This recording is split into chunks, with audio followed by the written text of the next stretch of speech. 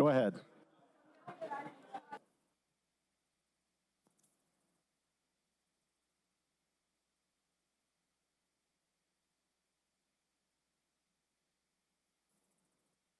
Made me fall in love with her. It's something about her that sticks in your mind, and you can't understand why. The more you grow to comprehend her, you understand why. Her mountains rise up as if they're always keeping a watchful eye upon you. Her aroma carries the scent throughout the desert from the yuccas of the west to the waterfalls of the east.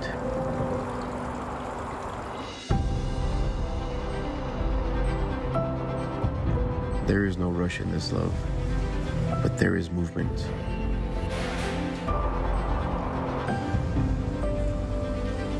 She doesn't pressure you, but pushes you to grow. She is kind and warm-hearted and does not neglect. The pecan trees stretching their roots deep into the valley.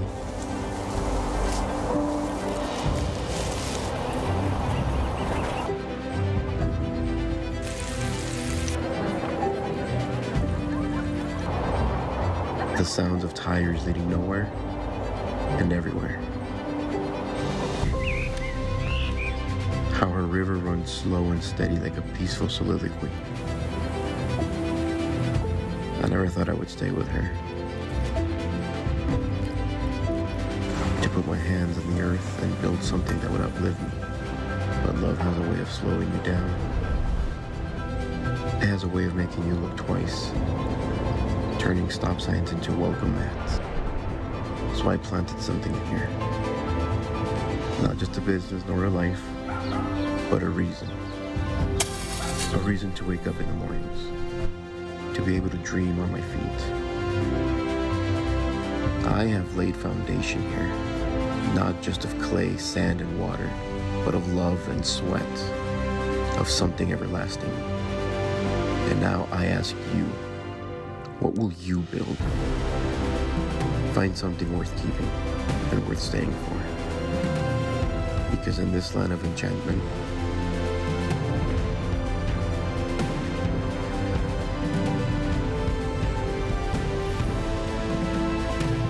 it isn't just history, it's possibility. Explore and find refuge in the peace she offers.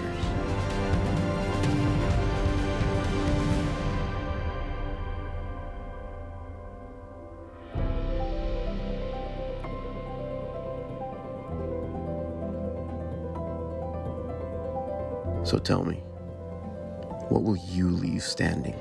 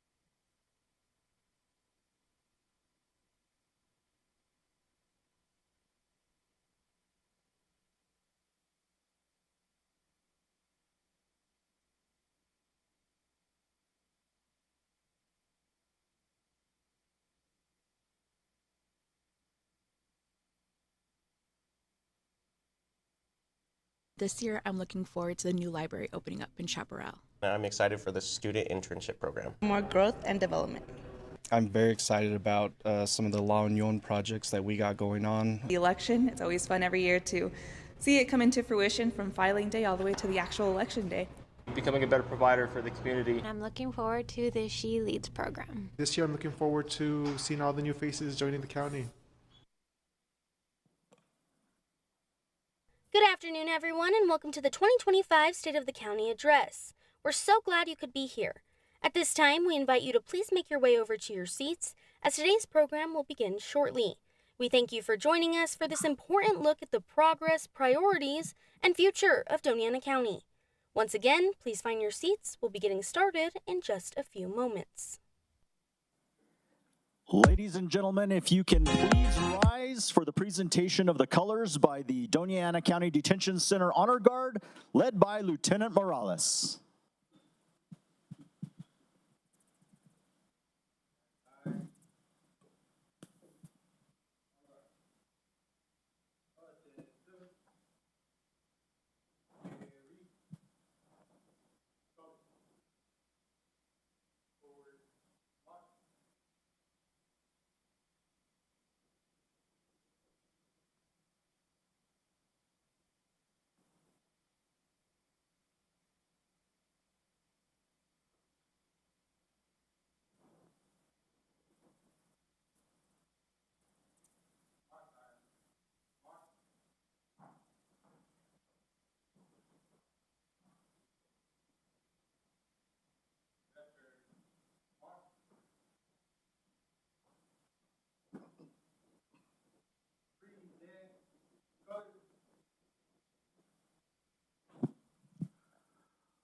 Oh, say, can you see by the dawn's early light what so proudly we hailed at the twilight's last gleaming, whose broad stripes and bright stars through the perilous fight o'er the ramparts we watched were so gallantly streaming, and the rocket's red glare, the bombs bursting in air, gave proof through the night that our flag was still there.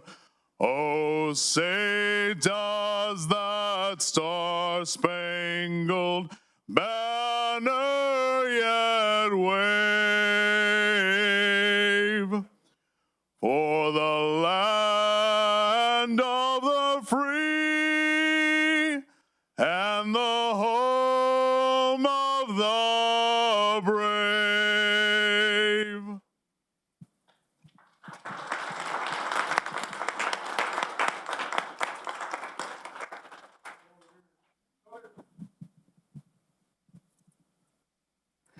And go ahead and have a seat. Thank you very much to Chris Quezada, who's an employee of Doña Ana County Doña Ana County's IT department.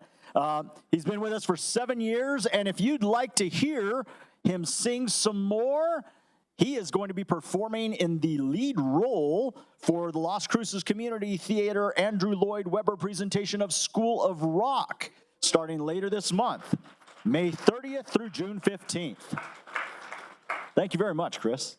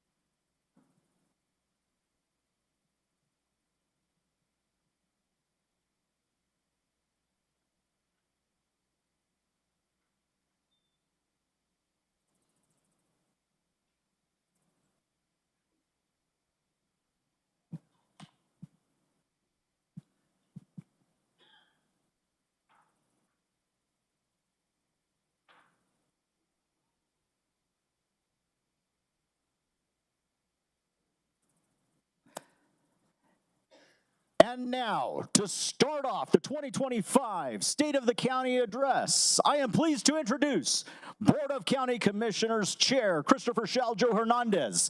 He's in his second term as chair of the board. He's co-owner of Salud. He's a father of 3. He's a Taurus who enjoys walks on the beach and is a true wine aficionado.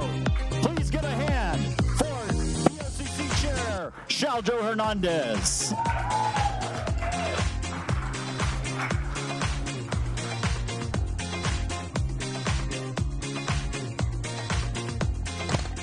Good morning, everyone, and welcome. This is not the first time I've been up here by myself on a dais-like thing, but I just wanted to say good morning and thank you all for being here today. Like they said, I am Christopher Shaljo Hernandez. I am your District 1 County Commissioner as well as Commission Chair for this year. And today we are celebrating where we have come, where we are going, and the vision for the county that we have. And I just want to take this time before we really get into the thick of it to welcome all of our friends, family, our elected officials, our community leaders, our municipal partners, our nonprofits, and our agencies that work with us day in and day out, and say thank you for helping us shape the future of Doña Ana County. I'm going to go ahead and read everyone that is in attendance, all of our elected officials and dignitaries. If you can give them all a round of applause, and if you can please stand up and receive your round of applause. From our federal side, we do have Melanie Goodman from U.S. Senator Ben Ray Lujan's office here with us today. Cynthia Hall from U.S. Rep. Gabe Vasquez's office today. We have our State Senator Carrie Hamblin here with us today. Representative Silva, Rep. Ferrari. We have Commissioner Manny Sanchez with us. Commissioner Reynolds is here with us today. Commissioner Gameros. Vice Chair Chapato is at NALEO conference right now, so she would be here if she could. We have our County Clerk, Dr. Amanda Lopez-Askin. We have our Deputy Clerk, Caroline Zamora, with us. We have Treasurer Marisol Diaz. Deputy Treasurer Eric Rodriguez is with us today. County Assessor Gina Montoya Ortega. Probate Judge Judith Baca. Round of applause, too. Thank you. From the city of Las Cruces, we have Mayor Enriquez. We have Councilor Cassie McClure. And we have Assistant City Manager J.C. Borrego. From the town of Mesilla, we have my loving husband, Mayor Russell Hernandez. And from the city of Sunland Park, we have Mario Juarez Infante, the city manager.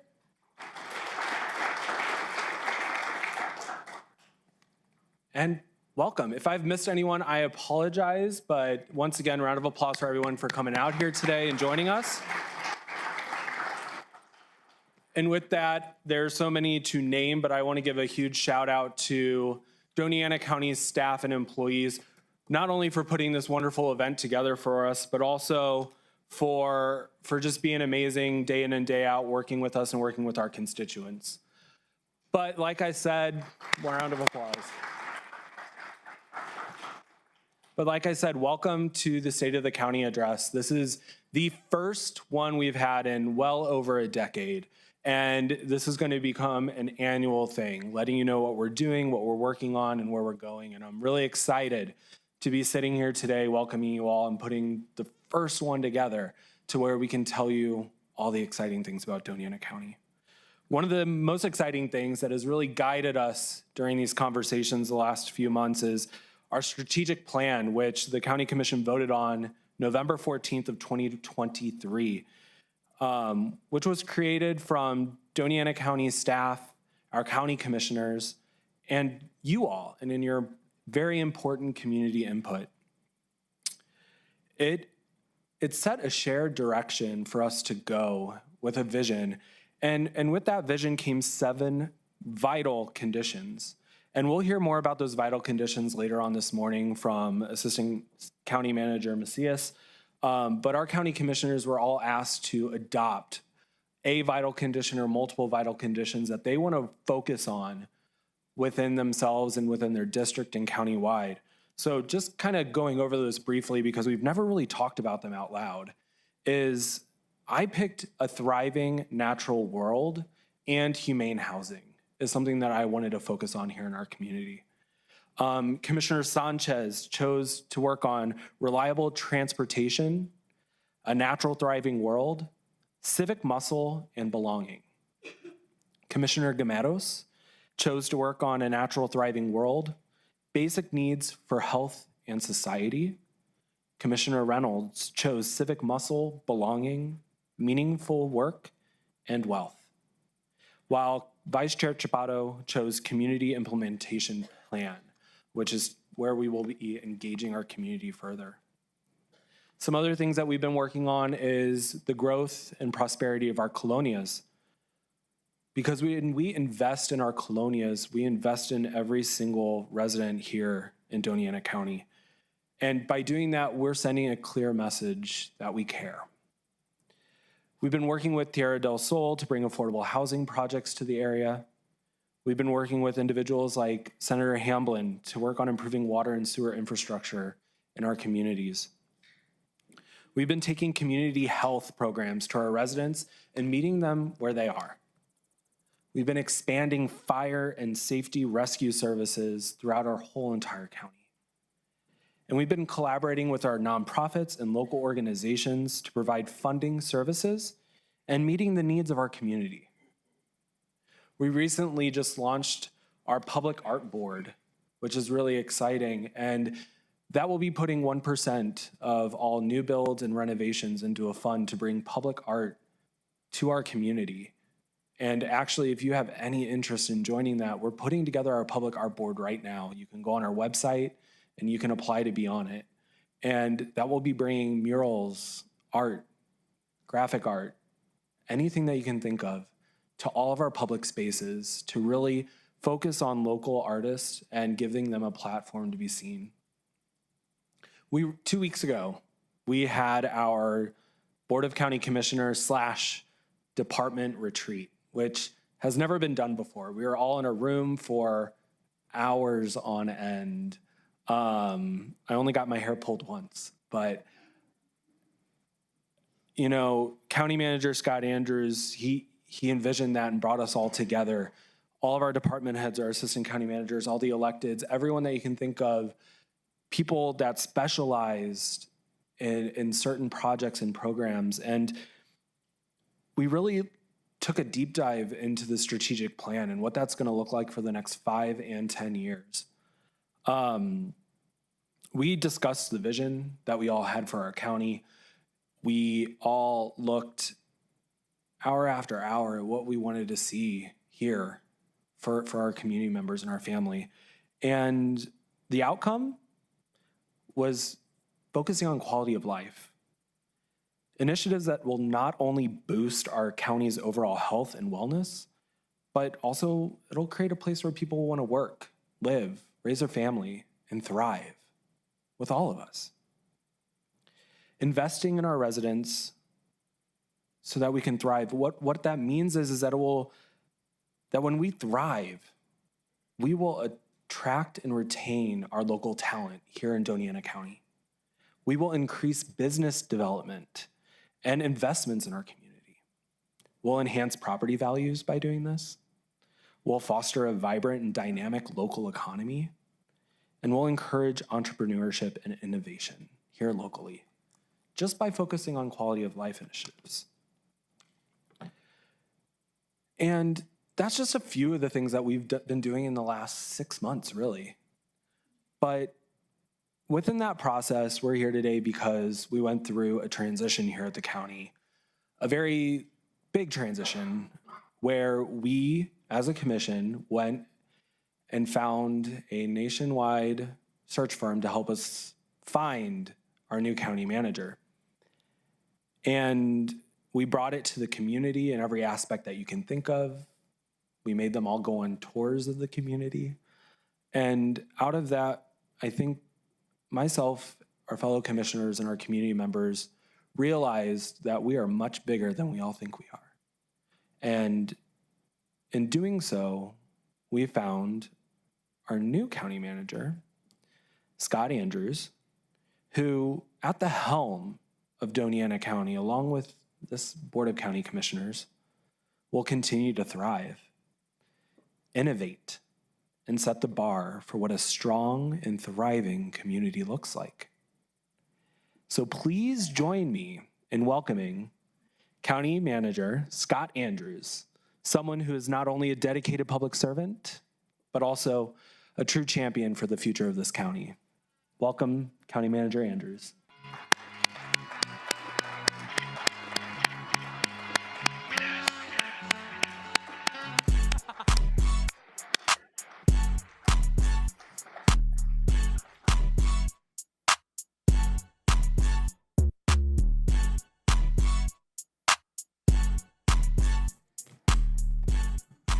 I wanted to dance so badly, but there's too many media members here today. So joining just behind me are my terrific trio of assistant county managers. Deb Weir to my left, passing behind me, Jonathan Macias, and Stephen Lopez. We're gonna, thank you.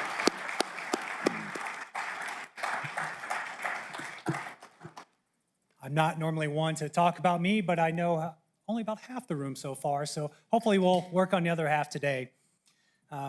Chair, I was thinking it's been 9 months this week since I came in for my interviews, and cool. I think you all fooled me a little bit, I fooled you all a little bit, so it's been great. But joking aside, we transitioned here. I started in October. It's been quite an adventure, and I'm really enjoying it thus far.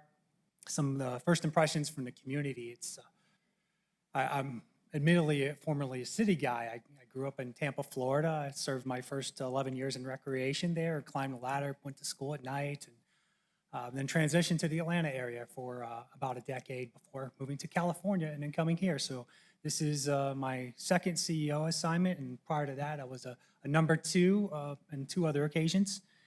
This community's been so welcoming, and not in that Southern bless your heart way like I'm used to. I get all 5 fingers and not just the middle one, so thank you for laughing at that joke and breaking the ice for us. We appreciate it. But what I've learned about this community is everyone cares deeply. Sometimes we care in different ways, but we're really coming together. Some of the things the chair was saying made me a little nostalgic as I sat in the corner and reflected a little bit. As I look at myself and look at the community, there's some odd things. What I've heard about the county as I interviewed, and as I've now served here 7 months, and it reminds me a little bit of myself. Depending on if you go on LinkedIn, you might see, oh, this guy's got Ivy League education and doctorate and all this stuff. But that same guy, he also had 5 freshman years. He also took 11 years to graduate his first degree. So maybe similar to the county in some aspects, we're not all as good or all as bad. And what we're hoping today is to pull back the curtain a little bit, to develop relationships with all of you, and celebrate some of our successes, own some of our opportunities, and get to know each other a little bit better. So I think it was my second week after I accepted the job, this article hit the paper, and if it's one of the media members here, I love the article, but it said top priority, economic development across the headlines, and a lot of our economic development folks in the room will kind of chuckle with me at that one because we have an awesome team of basically Christina and Denise in the back as our economic development department, so no pressure, and that's actually what my wife said to me when she read it. So, but what we've done is really level up. Something I can do well as being from out of town is convene. Between all the relationships you all have in this room and bringing our people together, we have representatives here from economic development, from NMSU, Mavita, state, and many more that I'm not glancing here quickly. And we're not going to do this alone. We're not going to add 15 positions overnight to our economic development department. So we'll make some transitions, move some folks in different key positions. We have an RFP for economic development services that's coming back very soon. And at our recent retreat, we had this conversation around the room of, we asked some really smart people in the room, what is economic development to you? And we had all kinds of different answers, everything from budget and finance but the root of it came down to quality of life and jobs. And when we left the retreat, as the chair said, and I'll touch on more later, quality of life is what really stood out to everyone. So you'll hear us talk a little bit more about that today. Because to me, economic development might mean a data center. To some people, they maybe want to recruit a Trader Joe's or a Whole Foods, but realistically, in some parts of the county, a neighborhood grocery store is economic development. So it looks totally different to different people. And part of our strategic plan is tasking us and keeping us oriented to the community. And I asked the chair and the board, well, we felt about this because the gavel hasn't dropped, right? We've had those pre-budget meetings, but we all know nothing's formal till the gavel drops. But one of the first investments we're going to make from a quality of life perspective is coming this winter out of the fairgrounds. We're bringing a seasonal ice rink in. So yeah, I'm excited. It's real ice, not that fake plastic stuff. We'll set up the ice rink out there, so it'll be just before Thanksgiving. It'll go through the holidays and end as of Valentine's Day, so we'll have something for our families to do in the winter. Rather than going all the way to El Paso or elsewhere for that, we're trying to really make a conscious effort to reach our demographic, to reach our people where they are, and make strategic investments in our community. And that transition is probably a perfect transition. I can't help but recognize Mr. Stephen Lopez, who hates being recognized, by the way, so I have to do so. When I came on board, Stephen had already been in the interim for 6-7 months, and combined now, I think it's been about 1 year of transition since my predecessor, and I can't say enough about our team. I know the chair recognized our team. This team has been through so much change. We've seen several department heads come, go. I'm looking at my newest commissioner right in front of me. We've seen change after change. The resilience and level of care that this team has, it just makes me proud to serve with you all each day. And with this culture of change, this resilient team, I want us to get laser focused moving forward. I want us to, you've probably had some interactions with the county. It maybe didn't go quite as you expected. You know, we probably had some of those with the community too. But moving forward, we want to be fast, we want to be friendly, we want to be fun, and we want to be factual. That's the culture we want to create here. And our resilient team adapts to every step of the way, and I know they're going to meet this change as well. So now it's time to level up. I heard the chair say thrive at least 4 times. I was so excited about that, and I know Insight's watching at home and they're loving us too. And that's the name of our strategic plan. That's our model. That's how we want to reach the community. So when you hear us say thrive, you're going to hear more of that marketing in the months, because that means something different to everyone. We're going to touch on strategic plan, and Assistant County Manager Macias is going to really be the person to cheerlead a lot of that process. But as you heard, the board adopted several different strategic plan elements. Mine is civic muscle and belonging. So I want to share some of the things that we're getting going from an organization standpoint that'll really take shape here in the weeks and months ahead. You heard in the video, someone that made my day acknowledge that they're excited about the She Leads program. So as you see, there's just one female sitting up here, and maybe in the room it's a different reflection of that. But I think we have a deficit of female leaders in our organization, and She Leads is a ICMA initiative and also something we need as an organization. So we're going to obviously kick that off here soon, and I thank Deb Weir for helping me get that going. We're going to engage the community better. Our ICMA, International City County Management Association, we want to create a student chapter at NMSU. We also want to have a fellow lifeline. So we've heard a lot about the intern program, and you'll hear more about that later, but dedicated fellows, keeping our young talent here in the community rather than letting them go off to school, because we know they don't always come back. So that's also a priority. And speaking of youth, the chair is very proud and excited about our youth commission, as are several other board members. So you'll hear about the youth commission coming out soon. In fact, some of the folks from the school system in the room will be calling you to help us get those applications coming in, because we want it to reflect our entire community. One thing we always do is we get this area right around Cruz. It's not necessarily to the north or to the south part. So we want to make sure we reach everyone. Local Government Hispanic Network, well, there isn't a chapter in New Mexico at all, so this will be the first one. Some folks from ICMA are going to help us get a chapter going here. What I really like about that, obviously it reaches a key demographic for us, but there's one-on-one mentoring aspects. There's also coaching and a way to teach the teacher. So that's something we're really excited about. And speaking of teaching, Toastmasters, for those of you that haven't ever participated, a public speaking forum. So some of our most talented leaders just hate that idea of standing up and speaking to audiences. So we want to provide that as another professional development tool, not just for our staff, but some of the citizens as well. And last but not least, we're not quite there yet. We need to staff up, but hopefully later this year or early next year, we want to do our first Citizens Academy, where we come to people where they are. We've seen great success in other areas, and some of our other city folks and people in the room are already doing that. So we want to make sure to showcase the talent and the processes we already have going on here. So we talked about some fun stuff, right? So probably, talk about some of our opportunities too. And this is a really short section, of course. It's a joke, by the way. Thank you. Modernization of practices. So we still have a lot of paper processes here, and I'm kind of sad to admit that when we have to sign things, it has to go office to office, and this person blames that person for not getting on their desk in time, and we're getting much better on it, but we're trying to eliminate paper altogether. That's going to be something we really work on here within the next year. Paper processes, in addition to that, our permitting process. I was trying to make it rhyme somehow, but I failed at that one. But our permitting process for some of the development community members here, we hear you, we own it, we're doing better. We're making some investments in a staff perspective in the years ahead, but also being more efficient at what we're doing, and also going with electronic permitting so we know whose desk it's on and how quickly things are moving.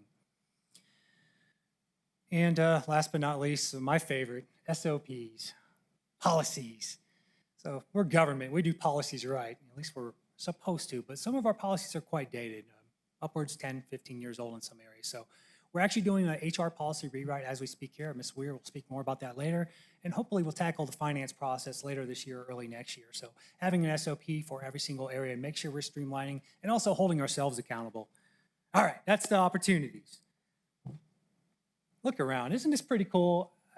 I show up, right? The team does all this, and they're gonna hate some of this, but Amanda, Gloria, you guys in the back, thank you for making this look so fantastic. In fact, all the staff,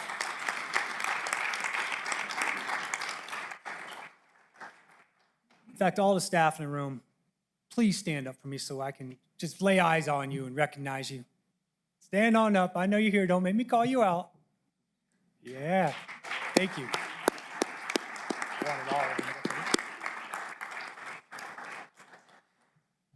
So this is my 6th organization overall, and I say that with an apples to oranges kind of look. When you start looking at our community being roughly 230,000 people, 3,700 square miles, if fully staffed, we're at 850 on a good day. You start breaking that, I'm not a math genius here, but that means one staff member for every 270 community members. That means one staff member for every 4.3 square miles.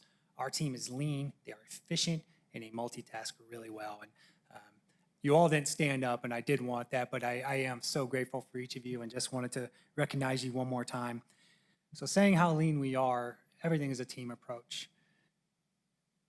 Even today, the chair will tell you, we're scrambling in a room, typing this all out, getting the music queued up. It all came together, and we're so glad you're all here.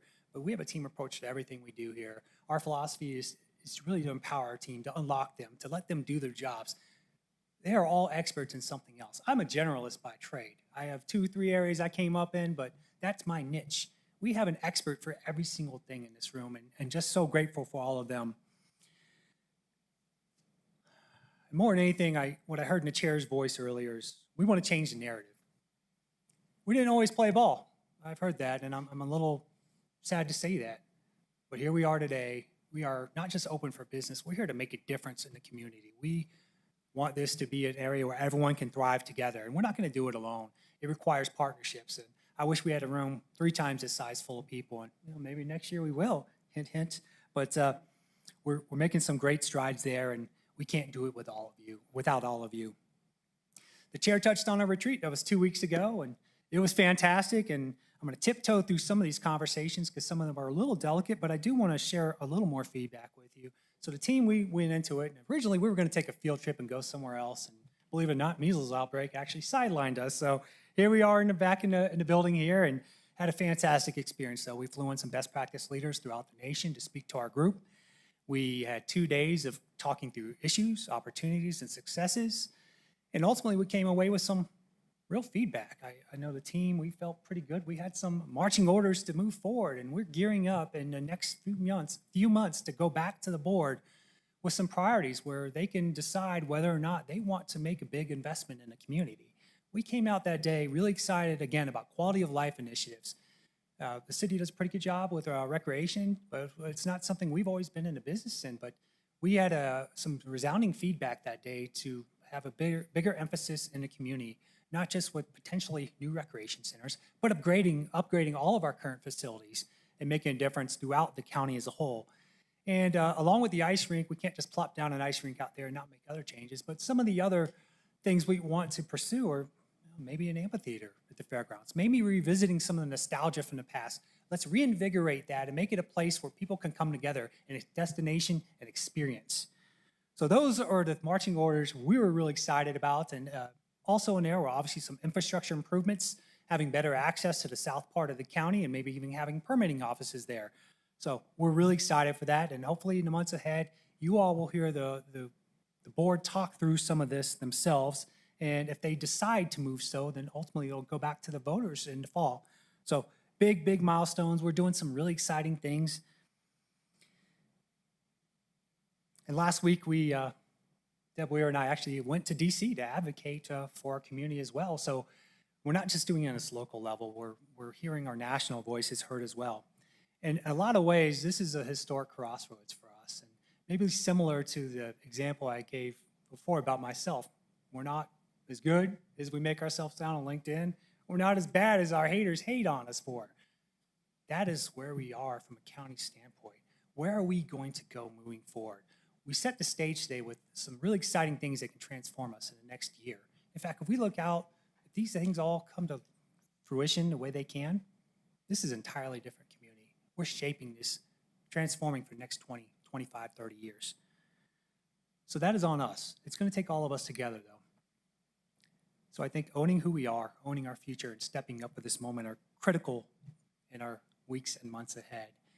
But while we don't get caught up in the future completely, it's not lost on me in all the success we've had in the past year. Again, I've only been here 6-7 months, and Stephen was interim for 6-7 months. So we're going to tag team this, but it's really important to me that we showcase some of the successes from all of our areas moving forward. So at this point, I'm going to turn it over to our talented trio of ACMs. Jonathan, you want to kick us off, sir? Of course, let's do it. We're going to transition to some slides as we share a little bit more about our strategic plan. And we call our strategic plan the vital conditions. It is no mistake that they're called vital conditions because they are things that we see that are absolutely necessary. The special thanks to our contract and consultant support insight that came up and helped us adopt from the Ripple Foundation. The Ripple Foundation developed the Rethink Health, a Ripple Foundation initiative that was under the Robert Wood Johnson Foundation. The Wellbeing Trust and the Wellbeing in the Nation was supported by We in the World and created the 7 vital conditions that we'll talk about today, which is an evolution of social determinants of health for those of you that are familiar with that framework.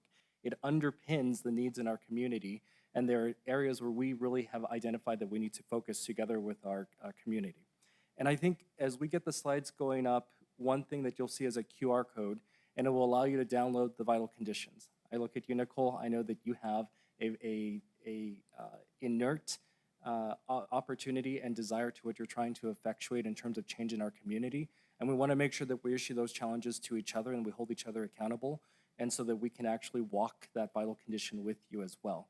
So we want to make sure that you hold us accountable, and I know that there's also a rainbow or a kaleidoscope of strategic plans in the community as well. Or over at the city, are we still on Find Your Peak or Measure Up or what have you? Whatever the flavor is, we'll make sure that we try to integrate it. And our challenge to you is to tell us where you slot into the vital conditions so that you don't feel left behind and we can be a true community partner. I think that's a good transition point for us all to look in the room and to see our partners and to ask, where have we let each other down and where could we have done better? And that's one of the things that the new county manager has asked us to be able to talk about that freely and to be able to own that in order to be able to figure out how we plot an opportunity forward. So let me introduce some of them first. As I go on to the next one, I think I'm going to get my own slides. These are the vital conditions. The first ones that we'll talk about will be the basic needs for health and safety. The basic requirement for health and safety means freedom from trauma, violence, addiction, and crime. That we hope for a world with fresh air, nutritious food, safe drinking water, routine care for physical and mental health, routine physical activity, safe and satisfying reproductive health, as well as sufficient sleep. But there are basic needs that we have in our community to be able to help and support with those. The other idea from this is that we look at how we hold ourselves accountable. So from this perspective, we've looked in the last year. These were underpinned by goals in terms of increasing social inclusion and cohesion, for which those foundation vital conditions would be belonging and civic muscle that you heard our county manager talk about. And within that, that's one of the reasons that the new county manager has asked that we look back to see where we have not had as much engagement. It's one of the reasons that I suspect he created the government relations arm that I am now overseeing and supporting with, to make sure that we engage with all of you in the community. I saw many of you at the Roundhouse as we were going through that slog of a 60-day legislative session. Thank you for making it through. Bless us all if we get called back and when that happens. The other is that we have hired advocacy in the metric of state lobbyists who will support us, and not only work during the legislative session, but make sure that we call and collect throughout the community and throughout the year, so that we can be good partners and work in some of those opportunities when it comes to capital outlay and the ICIP process, so that you're not left out there hanging and that we have true intentionality in our approach. And then, of course, our second goal was to improve wellness and well-being, for which the vital condition that is adopted is the basic needs for health and safety, the addiction treatment, which falls under that, unemployment and food assistance. Lorenzo, I see you in the crowd, and we know that we're a partner in what we're trying to achieve throughout the county, and making sure that we're being good stewards of whatever infrastructure investments are being made. And then, of course, looking for acute care and illness and injury reduction. And last but not least, which has been mentioned throughout, is our third goal, which is enhancing economic development opportunity.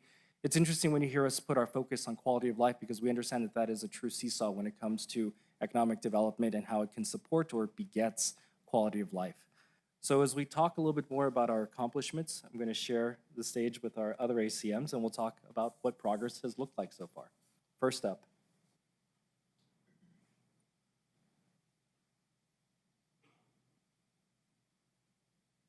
I'm going to be that guy that's raising my arm like this.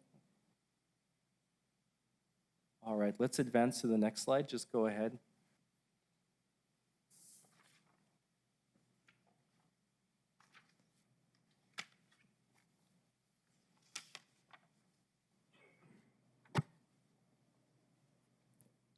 Go ahead.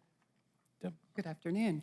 I'd like to start by talking a little bit about the accomplishments of our Animal Control Office. We underwent a very lengthy national search for a veterinarian to help support and care for our animals in the community. We hired Dr. Zoe McKenzie, who is an experienced veterinarian who came to us from the north of the county, and she is in the process of getting our mobile clinic up and operational. So the mobile clinic will be going out into our communities to assist with our spay and neuter program and vaccination programs. Another major accomplishment for the Animal Control Office was the response to the Ruidoso fires. They, along with the Office of Emergency Management, responded to our neighbors to the north to provide assistance upon their request.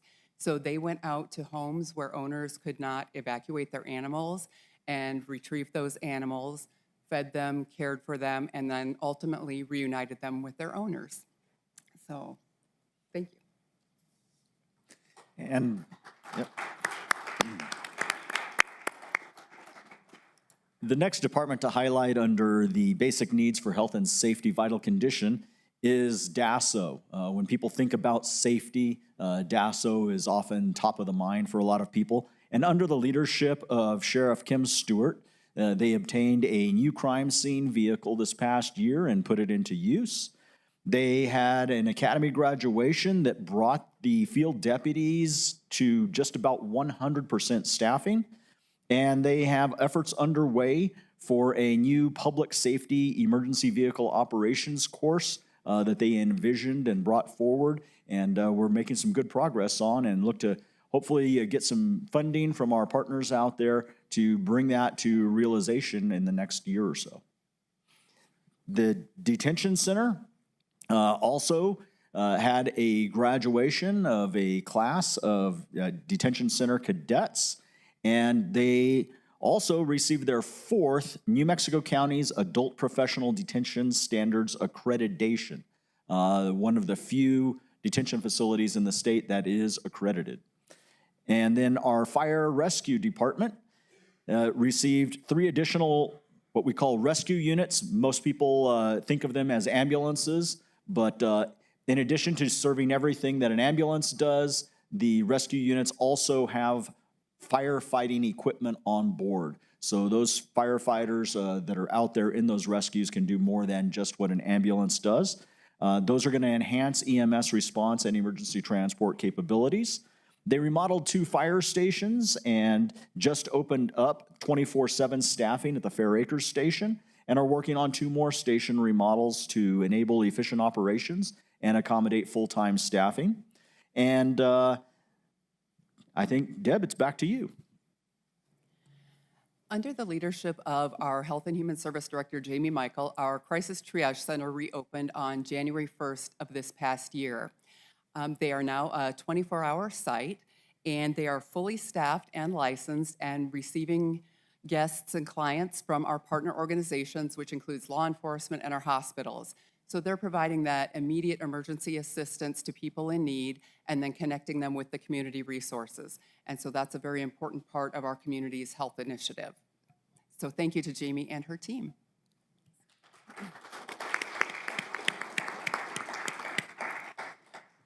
And that brings us to the last of the departments under the basic needs for health and safety, which is the Office of Emergency Management.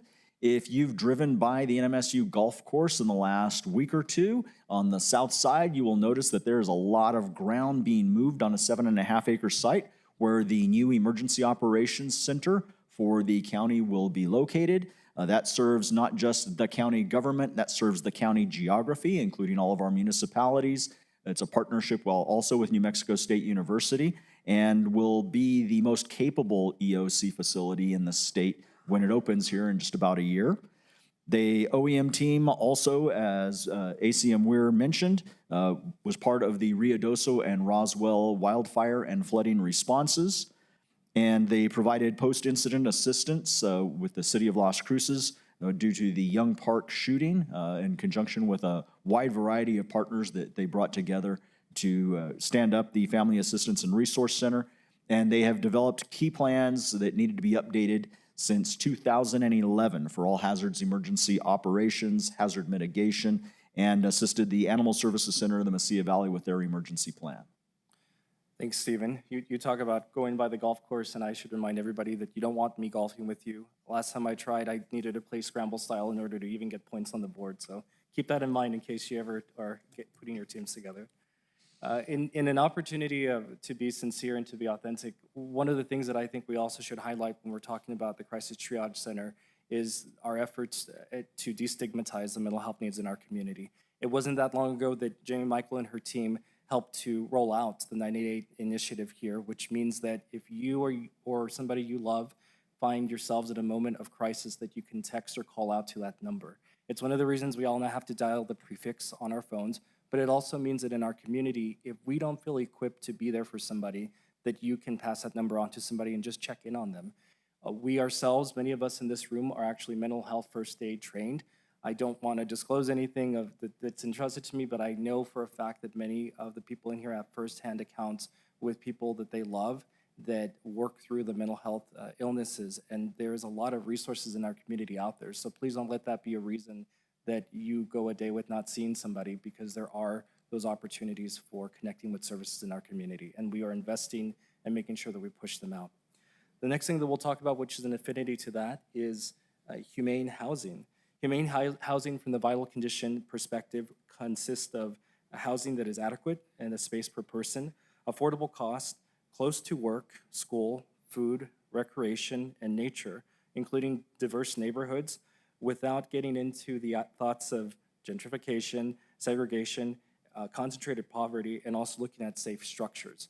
So that's one thing that we're looking at, and I'll turn it over to Deb in terms of how finance is supporting and becoming an underpinning for that. So our finance department, under the leadership of Finance Director Asma Dawood, ran the Emergency Rental Assistance Program for the duration of the COVID pandemic and just recently completed wrapping up that project. They provided service and assistance for rental and utilities to over 2,000 households in our county and paid out over $16 million to support those families in their time of need. So they were a very important safety net during a once-in-a-lifetime event. So thank you to Ozma and her team.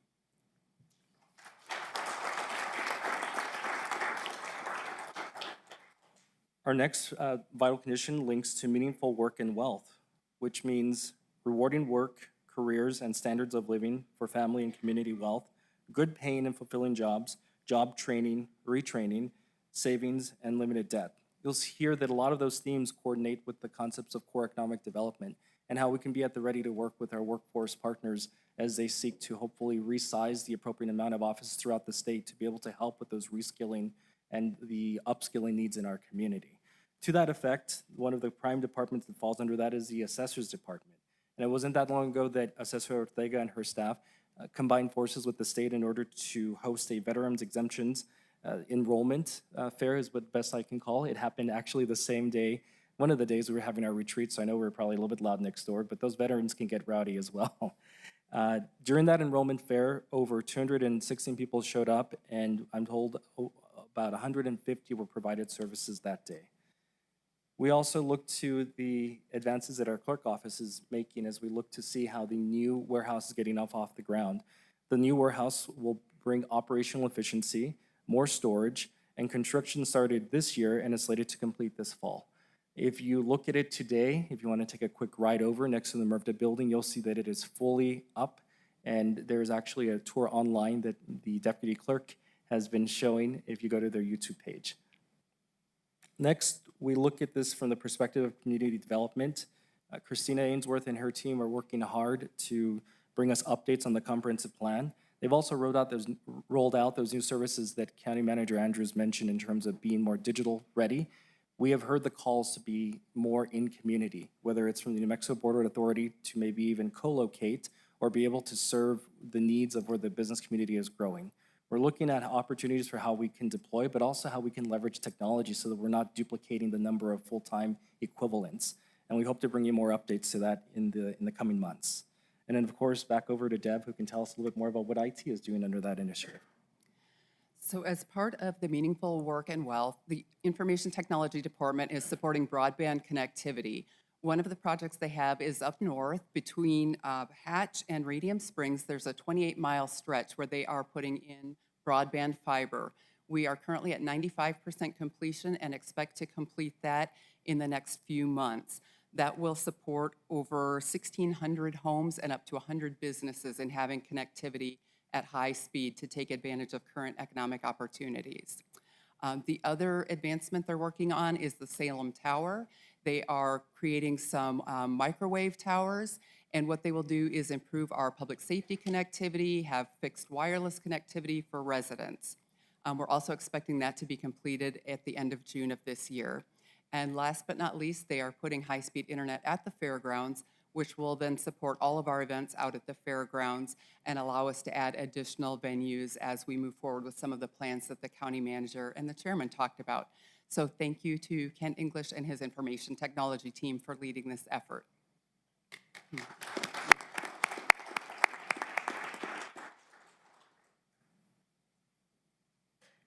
For human resources, we're also going to turn back to Deb as well. All right. Our Human Resources Department, led by Meg Haynes, has been working on several initiatives related to our internal work procedures. One of them is the revision of our Policy and Procedures Manual. Compliance is a very important component of human resources and one of the most fundamental aspects. So we're looking to ensure compliance and best practices and have hired a consulting firm to come in and assist us in that rewrite process. They will be consulting with our stakeholders to get input from our internal customers so we can get their feedback about what's working and where that department can continue to make improvements to better serve their internal customers. The other aspect is going to be a separate consulting firm who's running our compensation study. We want to make sure that we're able to retain the talent we have, that we attract new talent, and as part of that, we need to make sure that we're competing on the market in a fair and equitable manner. And part of retaining our employees is ensuring that we can serve our customers and our constituents effectively and in an efficient manner. So those are some of the major initiatives internally. The external facing program that you may have heard a lot about is our summer internship program. This will be the 5th year that the New Mexico Department of Public Education has sponsored this program. It has seen significant growth over the years. And this year, the Department of Education has asked us to revamp that program a little bit. So we will be streamlining the program. They are wanting to tie it more closely to educational outcomes. So we will be working with our school partners in all three actually, Gadsden, Hatch, and Las Cruces Independent School Districts, as well as our various charter schools and the homeschoolers, to measure the success and educational outcomes for our students who participate in the program. This year, the school will be helping us with the matching. Each of the school districts has offered to partner with us and support us through this program, so it's not a complete heavy lift for the HR department and the finance team. And so we will be able to do a better job matching our students' interests with our business partners in the community. And those business partners can be nonprofits, government entities, or private business partners. And we've had tremendous support in the last 4 years from over 400 business partners. So that will be new this year in terms of creating a syllabus, making sure we're teaching life skills such as how to write a resume or apply for a job, interviewing skills, and things of that nature. So we look forward to partnering with a number of you as we move forward with this year's program. Thank you, Deb. And of course, we wouldn't be able to mention meaningful work and wealth if we didn't focus on the wealth and the entrusted investments that the treasurer makes. So this year, the treasurer saw record investment revenue, and the treasurer's office brought about $7.3 million. This revenue supports the county's budget without a burden on you as the taxpayers. And it also means that they were able to work on standardized off-site, in-person tax management options, which make it easier for residents, especially in rural areas. When I say rural, remember that we are a county that is spread across 3,814 square miles. 144 square miles, I know, is what our sister city is entrusted with. We're at almost 3,800 there by that number, much of it that is in a rural area. So we're trying to be strategic, but also inventive in how we're getting out there and what technology we can leverage. The innovation or the initiative promoted equity and accessibility in the county through their services, and they're even pushing the limits of what they can do with their technology, as you see with their kiosk out front. Next, we talk about reliable transportation, and that means in the vital conditions, reliable, safe, and accessible transportation, which is active transportation that is hopefully close to work, school, food, leisure, efficient use, and also few environmental hazards and safe transport. If you've ever talked with anybody that's a new urbanist, you would hear that really the people that are interested with reliable and energy efficient transportation, you should be walking, but that's not easy for everybody. But that's some of the initiatives. From our perspective, we look at it in terms of the investments that have gone forth with the jetport. The county completed the first construction, taking a 100-foot runway and making it capable of 90,000 pounds and taking it to 150 with a 2,015-pound capacity, which means that it can land and take off with a Boeing 757, or even that Cessna that showed on the slide. It also means that we can land an empty 767 in the event of a necessity that's an emergency. And I also want to highlight that this is not done in a vacuum. We did this with the collaboration thanks to Chairman De La Rosa and the New Mexico Economic Development Department with their $20 million investment. And that is just us getting started. There's opportunities for growth, and there's also us for being able to site select in conjunction with a cold and dry storage opportunities in the future, which we'll talk a little bit more in the months to come. We're also seeking funding to update our master plan. I'm sure Jody and Bill have gotten tired of me saying that we need to figure out our highest and best use for these fast-growing property. If you've been out there in the last couple of months, you've noticed that there is an immense amount of earthwork that's being done, as well as a large amount of hangars that are being erected out there as well. We're looking to kick that off and have a slated completion date in early 2027, and we'll make sure that we work with all of our community partners, including the NMEDD office, so that we're not leaving out any voices. And then I'll turn it over to Stephen to talk about what transportation means for his department. Thank you, Jonathan. Obviously, when a lot of people think about transportation, they think about how they get around every day, and that is where our engineering and road department team comes in. We have over 1,400 miles of road that our county team is responsible for. That's not including what's in our municipalities, nor what's handled by New Mexico Department of Transportation. But we've had some really good success this past year with the Safe Streets for All evaluation that came out, and we just had our board approve those recommendations. At the same time, while that's on the planning side, we've had people out there on the ground that have chip sealed 40 miles of road this past year. They've fog sealed another 43 miles of road and restriped yet another 40 miles of road. So just in maintenance alone, there's over 120 miles of road that they've covered, and which really helped significantly. And if your road wasn't one of those, there's a good chance it might be one of the 37 roads that is currently part of Roads Initiative number 3 that is underway right now. All 37 projects are in various stages of either planning, design, or some of them actually being deployed. And then we have Roads Initiative 4 that's going to be launching next year. So anything not caught in Roads Initiative 3 stands a chance of being part of Roads Initiative 4. And then our biggest ticket item is a $38 million project, which is a rail crossing over the for Industrial Avenue down in the Santa Teresa Industrial Park. That is a joint partnership with our federal partners, with our State Department of Transportation, and then of course with our local team that will make a big difference in how we get cargo moving in that critical area at the port of entry. So thank you, and Jonathan, turn it back to you. So the last couple of things that we'll cover is what it means when we mention belonging and civic muscle. That means a sense of belonging and power to shape a common world with civic agency, civic association, and collective efficacy, equitable access to information, freedom from stigma and discrimination or oppression.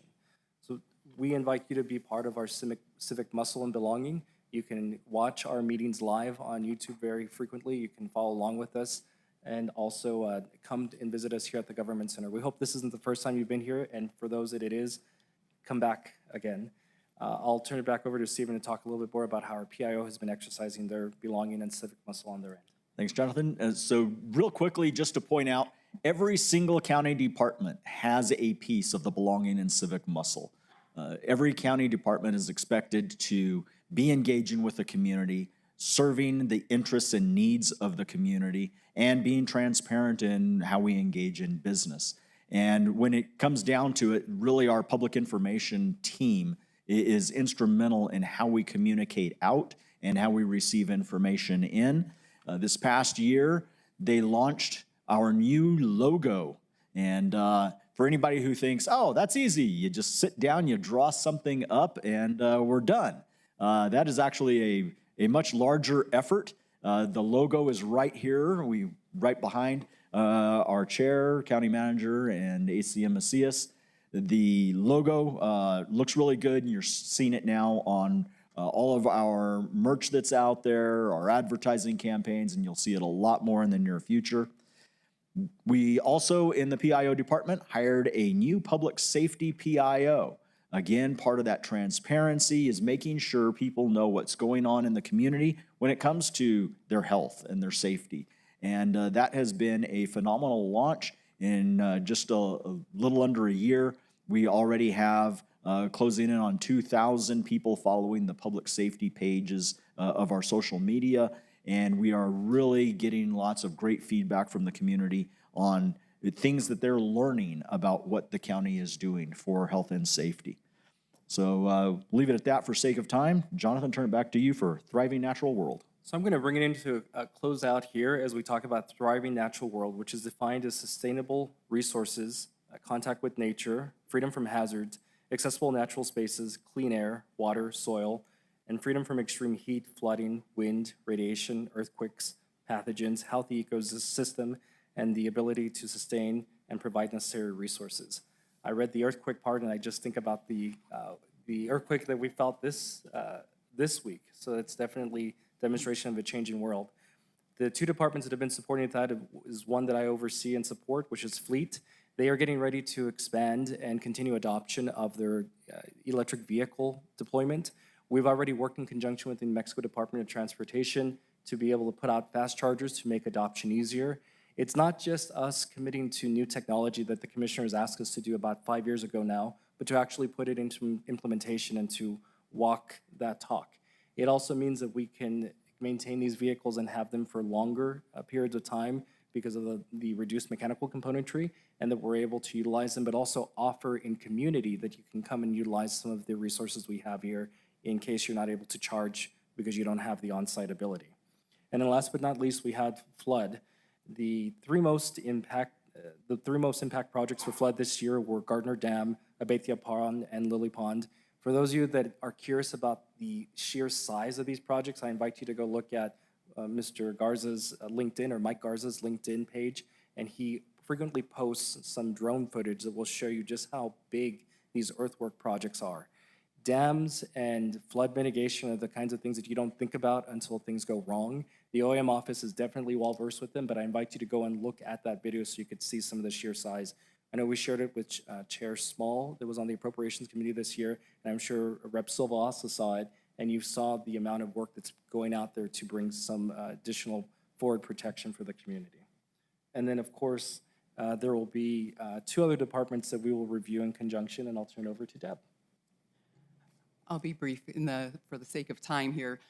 Facilities and Services is one of our other significant departments that is run by Mr. Robert Herrera. They are currently working on a master plan, and so they are looking at the conditions of all of our buildings and properties and looking at how we can expand or best utilize current facilities, what's possible in the spaces that we already own, and what we could newly develop. And so that will be a significant part of our strategic planning process and community engagement to get feedback from our residents on what they're looking for, what amenities they'd like to see, and how they would like to see those facilities utilized. So thank you, Robert. And then our last department that we'll talk about under Thriving in Natural World, and you can tell a lot of the departments we've already talked about have a piece of this, but the Utilities Department really fits in here well. Our Utilities Department runs wastewater systems throughout the county, and they just started the expansion of the Chaparral wastewater system. That's a multi-million-dollar project that is just now kicking off. They've made some significant repairs to the system, and they are now updating master plans that go back as far as the turn of the century. So they're going to literally be looking at what we need to do for the next few decades with our wastewater system to better serve our customers. So that kind of caps off a lot of the updates from around the county for this last year. Thank you, Stephen. Wonderful, thank you. And I just want to say thank you to everyone up here again for putting in the work and the time and the effort in putting this together. And I want to thank all of you for joining us for our first State of the County address in a very long time. So expect the invite for next year because we'll be doing this again. So thank you all for coming today. Give yourselves a big round of applause and have a great rest of your day.